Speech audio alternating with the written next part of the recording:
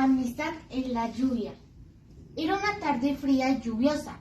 Tomasa, una chica solitaria, se encontraba parada en un árbol esperando a que el clima mejorara. Hola, ¿qué haces aquí en este árbol?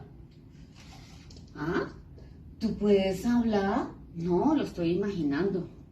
No es tu imaginación, es a ti a quien pregunto. ¿Cómo? Pero no entiendo, eres una mariposa.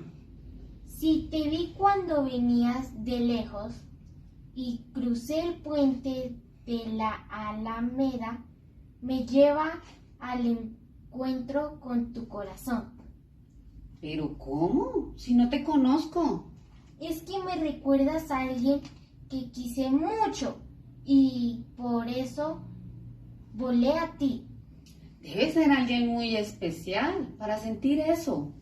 Sí, mi gran amor, que perdí en una tormenta. Pero, ¿cómo puedo parecerme a tu gran amor si soy humana? Porque percibí tu corazón y al verte en tus ojos tu pureza y sinceridad. ¡Qué lindo! Nunca me habían dicho algo tan especial. ¿Sabes? Podemos ser amigas, pues tu belleza es incomparable y se nota que eres muy especial. Me halaga conocerte. ¡Ah! Ay, ¿qué pasó? ¿Qué pasó? Mira, una de mis alas se quedó atorada en el árbol. No te preocupes, ya te ayudo. Tranquila, lo haré con mucho cuidado.